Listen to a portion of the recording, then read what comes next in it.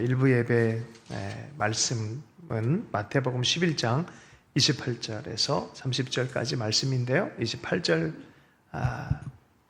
부터 30절까지 말씀 함께 읽어보겠습니다. 시작. 수고하고 무거운 짐진 자들아 다 내게로 오라. 내가 너희를 쉬게 하리라. 나는 마음이 온유하고 겸손하니 나의 멍에를 메고 내게 배우라. 그리하면 너희 마음이 쉼을 얻으리니 이는 내 멍에는 쉽고 내 짐은 가벼움이라 하시니라. 네, 제자도라는 제목으로 해서 말씀을 나누겠습니다. 헨리 나우엔의 대표적인 책이 두 권이 있어요. 영적 발돋움이란 책과 이 상처 입은 치유자라는 그런 책이 있습니다. 특별히 헨리 나우엔의 영적 발돋움이라는 책은 영성에 대한 얘기인데 사실은 제자도에 대한 이야기예요. 예전에는 한 20년 전만 해도 영성이란 단어보다 제자도란 단어가 많이 쓰였어요. 그러다가 점점 다원화된 시대를 우리가 살아가면서 이름 자체를 영성이란 이름으로 많이 이제 전환해서 얘기를 많이 하는 것 같습니다. 요새는. 자, 그 책에 보면은 리칭아웃이라는 표현을 써요. 발돋움이라는 단어를 쓰는데 어디서부터 어디로, 어디서부터 어디로, 이것이 영성, 곧 제자도의 기초다라고 말하는 거예요. 예수님께서는 내게 와서 내게 배우라라고 얘기를 하면서 제자됨에 대해서 초청을 해주셨어요. 그분과 함께 있고, 그분과 함께 보고, 그분과 함께 배우고, 삶의 모든 것들을 그 관점 안에서 보고 경험하고 그렇게 따라가는 게 제자의 삶이에요.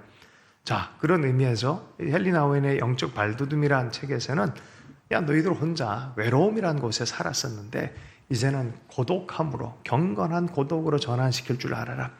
자, 두 번째는 적개심, 마음속에 불 하나는 다 가지고 있잖아요. 이 적개심, 속상함, 이런 것에서 환대, 다른 사람을 품어 안을 수 있는 환대로의 전환, 그리고 망상이나 환상에서 참된 기도로 이제 전환되도록 발돋움을 해라라는 거예요.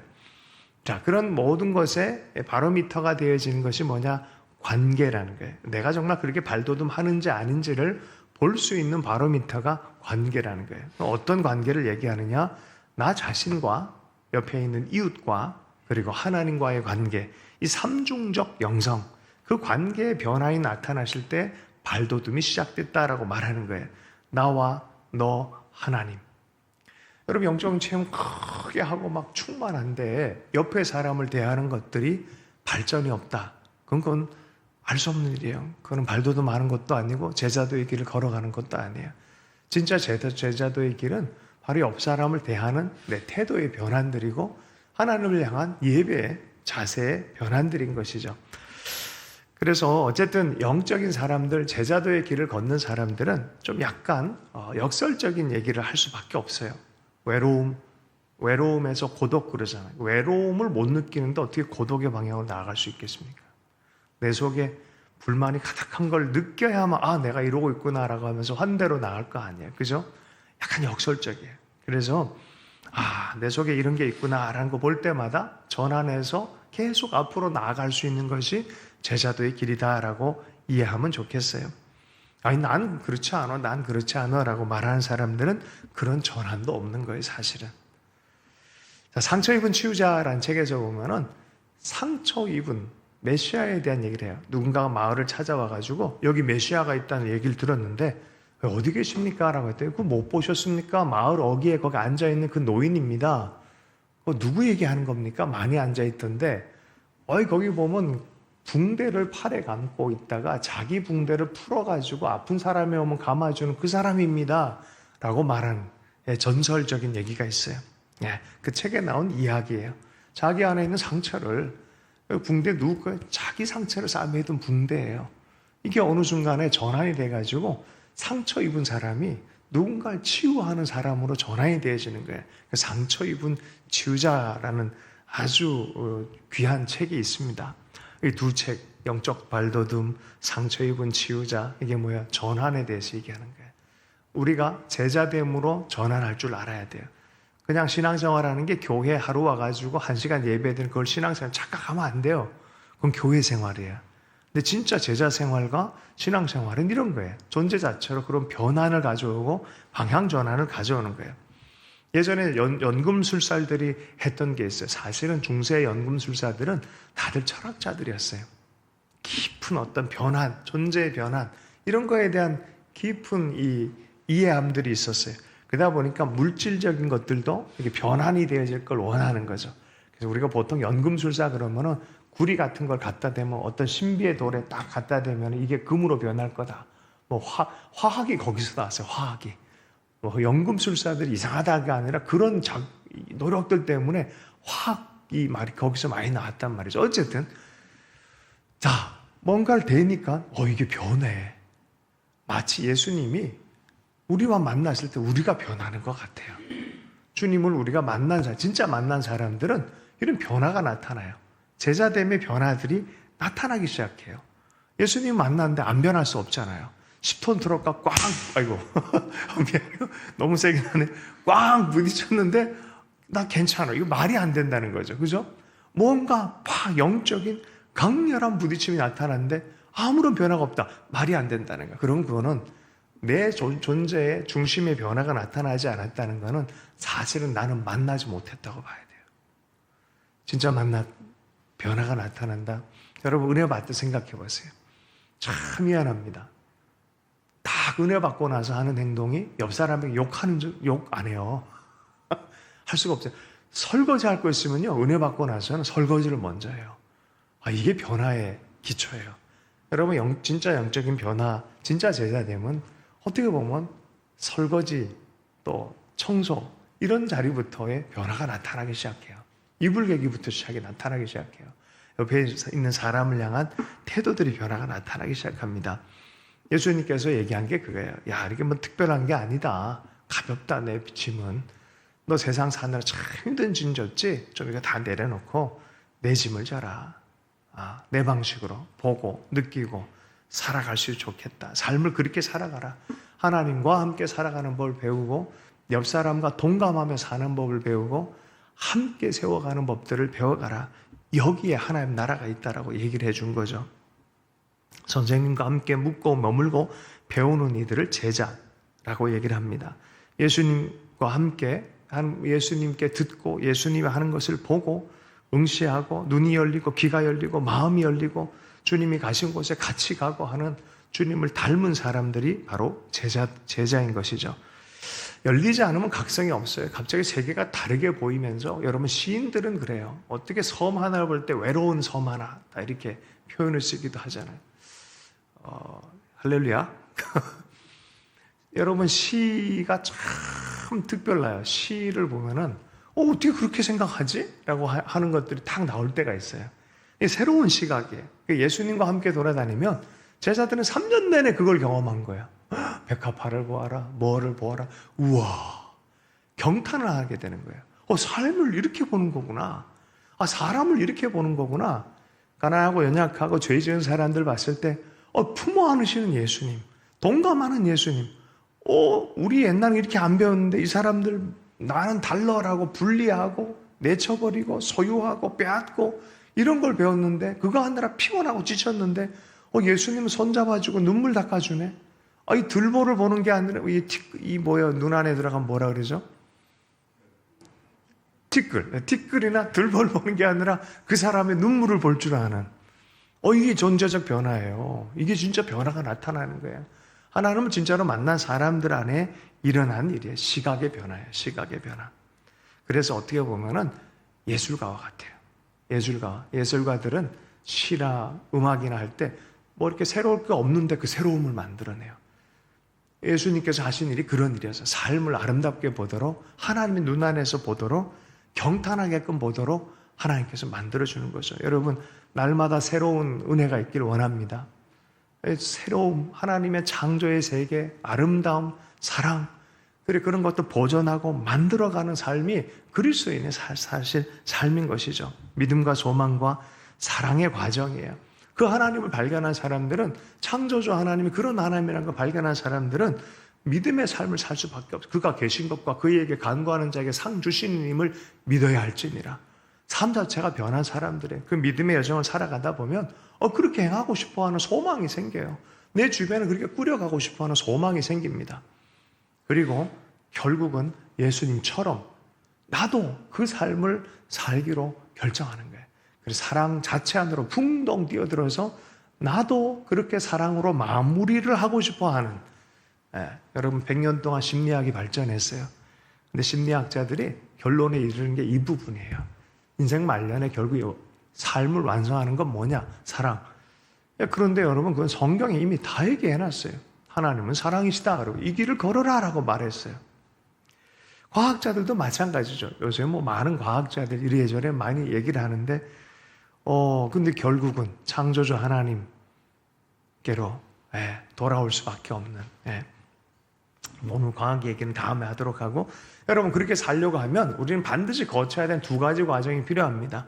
첫 번째는 나도 사실은 온전하지 못하고 옆 사람도 온전하지 못하기 때문에 늘 우리가 경험해야 되는 존재적 경험이 있어요. 그게 뭐냐면 부딪힘이에요. 그러다 보니까 늘 용서를 배워야 돼요.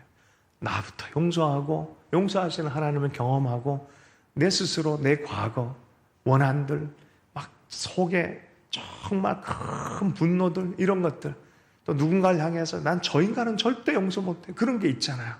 근데 사실은 이건 자기 자신을 묻고 있는 거예요. 평생 그렇게 살다 보면 그런 존재의 변환이, 하나님의 경탄하고 사랑스러운 사람으로 변화가 일어나지 않겠다라는 고집스러움이에요. 이거는. 그러다 보면 어떤 일이 벌어진지 압니까? 내가 그 분노하는 존재로 계속 남아있기로 결정하는 거 똑같은 거예요. 빨리 변하는 거죠. 그죠? 그래서 우리 공동체적으로 이 하나님의 제자들 살다 보면 반드시 경험하는 게 용서의 공동체를 경험해야 돼. 용서하는 가정, 나부터 용서하고, 옆에 있는 지체를 용서하고, 공동체적 교회를 용서하고 사랑하는 그런 삶을 살아가는 것. 자, 우리끼리만 그렇게 할까요? 아니죠. 우리 세상을 살아갈 때 어떻게 합니까? 세상 밖으로 나가야 되는 거예요. 진리로 우리를 거룩하게 해주십시오라는 거는 우리가 그곳에 가서도 이 삶을 살게 해주십시오라고 하는 그런 말과 똑같은 거예요. 거룩함이란 것은 하나님의 이러한 믿음과 소망과 사랑의 공동체를 세상에 보여주며 사는 것을 바로 거룩함이라 얘기를 해요. 같이 살 때 구분이 되어지는 거예요. 분리가 아니에요. 많은 사람들이 거룩하기 위해서 자꾸 세상으로부터 분리되려고 그러는데, 뭐 어디 세상 망한다 그러고, 뭐 태국 도망간 사람도 있고, 사모아 어디 도망간 사람도 있고, 어디죠 또? 뭐 이상한 데 도망간 사람들 많잖아요. 절대 종말은 그렇게 임하지 않습니다. 성경적 종말을 대하는 태도가 아니에요. 여전히 우리는 세상을 살아가면서 거룩하게 구분되어지면서 그곳에 살면서 거룩한 영향인 것, 그리고 계속해서 구원의 문을 열어두면서 살아가는 존재들이 바로 거룩한 교회예요. 거룩함을 지키고 살아가야 되는 거예요. 누군가가 길이 어디냐라고 말할 때 길을 말해줄 수 있는 사람들이 돼야 돼요. 그 자리에 머물면서 얘기할 줄 알아야 돼요. 이게 얼마나 힘듭니까? 노도와 같이 세상에 우리에게 확 다가오고 있는데, 근데 그걸 어떻게 견뎌내요? 그죠? 어려워요, 이게. 그래서 예수님께서 그렇게 기도를 했어요. 그들을 진리로 거룩하게 하옵소서. 아버지의 말씀은 진리이니라. 여러분, 말씀 앞에 머물지 않으면은 절대로 그 거룩함을 지킬 수가 없어요. 어떤 말씀이요? 하나님의 말씀, 아버지의 말씀. 온 세상을 하나님께서 말씀으로 창조하고 말씀으로 붙들고 계시다란 말이에요. 삶이요, 하나님이 어느 중간에 너 와 그러면 와야 돼요. 태어남과 죽음은 우리 손 안에 있지 않아요. 사실은 하나님의 뜻과 하나님의 말씀으로 모든 인생을 붙들고 있고, 태양이나 지구나 태양이나 달이나 우주 전체를 하나님이 붙들고 계시니까 운행하는 거예요. 뭐로 운행해요? 말씀이 붙들고 있으니까. 여러분, 우리가 우리 삶을 보존하고 살아가는 것은요, 하나님의 뜻, 궁극적으로 그의 말씀이 우리를 붙들고 있기 때문에 그래요. 그러므로 우리가 하나님의 말씀과 예수 그리스도께 철저하게 하나 되어서 참여할 줄 알아야 돼요. 참여할 줄 알아야 돼요. 그러면은 우린 세상 속에서 구분되어진 상태에서 세상을 향해서 소망도 말하고 사랑도 말하고 믿음도 말하고 구원의 문을 열어놓고 살아가는 거룩한 사람, 참된 제자가 되어지는 거죠. 그래서 복음에 신실하다는 것은 두 가지 측면의 성실함을 요구합니다. 하나님과 하나님의 관계 안에서 더욱 알고자 하는 어떻게 보면 성경 말씀이기도 하고요. 그 성경 말씀 통해서 만나는 삼위일체 하나님에 대한 그 깨달음이에요. 그리고 알아감이죠. 그런 뿐만이 아니라 세상을 향한 성실한 탐구도 필요해요. 그 말인즉슨 내 옆에 살아가는 사람들에 대한 이해함이 필요해요. 사람들이 자기중심적으로 다 안다고 착각을 해요. 그렇지 않아요. 절대 그렇지 않습니다. 남편이 아내를 다 안다고 착각해요. 그렇지 않습니다. 그죠? 그의 고유한 세계들이 있어요. 각 사람마다 고유한 세계들이 있어요. 그거는요, 절대로 평생 알 수 없는 영역이에요. 그러니 각 사람이 얼마나 하나님 앞에 존재로서 신비한 것을 가지고 있습니까? 그러니 우리는 평생토록 그 한 사람을 알아가도록 노력해야 되는 거예요. 세상을 알아가도록 노력해야 되는 거예요. 평생 하나님을 알아가야 되고 평생 세상을 알아가야 돼요. 평생 하나님을 알아가야 되고 평생 옆에 있는 사람을 알아가야 돼요. 이거를 멈추기 시작할 때 사실은 점점점 멀어지고 있다는 걸 이해할 필요가 있어요. 평생 알아가야 되는 영역이에요. 그래서 어떤 의미에서 보면 하나님을 하나님 되게 하는 것은 이 하나님의 주권을 인정해 드리면서 우리가 함께 잘 이해하고 서로를 섬기며 평생토록 좋은 공동체를 이뤄가는 그곳에서 하나님을 우리는 발견하도록 부름받은 공동체입니다. 이게 교회예요. 그리스도의 몸이라는 표현을 쓰는데 하나님이 머리이시고 예수 그리스도가 머리이시고 우리가 몸이 되어진다라고 말합니다. 몸은 서로 사실 동등해요. 다 똑같아요. 직임상 담임 목사이고 직임상 목사들이고 사역자들이고 예배 인도자이지 다 똑같아요. 다 한 몸을 구성하고 있는 거예요. 서로가 서로를 존중해야 되는 그런 존재들로 의존되어져 있습니다. 교회가 그렇게 하나님을 알아가고 하나님의 제자가 되어지고 또 세상을 살아갈 때 세상을 향해 하나님이 누구인지 보일 수 있는 공동체가 되어진다고 하면 세상에 기쁨과 빛과 소망이 되어지는 그런 공동체를 보이기 시작할 것입니다. 세상에 이러한 맛을 잃어버린 공동체, 어쩌면 요새 교회 공동체가 이런 제자됨을 잃어버린 것 같아요. 예수님께서 부르셔서 우리에게 말씀하는 게 뭔가 이것에 대해서 좀 깊이 고민해야 될 그런 시간인 것 같습니다. 예수님과 계속 머물시길 축복합니다. 그 공동체 안에서 하나님이 함께 하시는 이 신비한 공동체를 이해하고 가정을 바라볼 때 내 위주로 나만의 하나님으로 자꾸 바라보려고 하는 그것보다는 옆 사람을 공감하고 옆에 있는 공동체를 공감하면서 그렇게 신앙생활 해보십시오. 뭐가 느껴지냐면 우리 속에 하나님이 운행하고 계시네. 이게 보이기 시작할 거예요. 그리고 내가 나만의 내가 아니라 우리의 나였네라는 것을 깨닫기 시작해요. 더 내가 성장하고 성숙하고 커가는 것을 여러분 경험하기 시작할 겁니다. 교회는 참 신비한 공동체입니다. 교회는 그래서 그런 하나님의 경험을 함께 경험하고 살아계신 하나님의 이야기를 세상에 전해야 될 책임이 있는 공동체입니다. 보존해야 될 이야기가 있어요. 하트하우스에 보존해야 될 이야기가 있고 우리는 특별히 기도하면서 또 북한을 위해서 기도하고 특별히 북한 공동체를 품어 안으면서 우리 김광호 전사님 또 이렇게 목사로까지 이제 준비가 되어지고 교회까지 개척이 되어진 이야기를 우리가 다 같이 공동 경험으로 가지고 있어요. 그걸 보면서 10년 동안 하나님께서 참 우리 눈에 직접적으로 보이진 않았지만 보이지 않는 손으로 이렇게 인도하신 하나님에 대한 경험을 우리가 함께 했어요. 어느 순간 하나님께서 광호 전도사님 가운데 행하시는 일들에 대한 신뢰함을 가지고 어떻게 보면 이제 정말 여행을 떠날 수 있도록 자유함을 주고 또 기회를 주고 하면서 이번에 7월 27일 날 임진각에서 대회를 치를 때 보니까 우리 광호 전사님 안에 함께 기도했던 기도의 그 마음들이 다 녹아져 있더라고요. 그래서 함께 예배하고 할 때 정말 거기 모인 모든 사람들이 한 15분 정도 기도 인도하고 나눔할 때 하나님의 성령의 뜨거운 역사를 경험했다라는 그런 얘기를 그 현장에서 보면서 또 같이 또 들으면서 굉장히 은혜가 있었습니다. 여러분, 교회는 하나님의 공동체고 하나님이 이끌어 가십니다. 각 사람들마다 하나님이 세워 가신 줄로 믿습니다. 아멘이십니까? 담임 목사가 아니에요. 누구 어떤 개인이 아니에요. 잠깐 보모 역할을 할 수 있어도 하나님이 친히 교회의 주인 되셔서 인도하는 것이 바로 교회 공동체의 신비예요. 한 번은 중국에서 그런 일이 있었어요. 선교사들 다 나가. 중국 공산화가 쫙 되어버렸어요. 이제 중국 교회 끝났나 보다.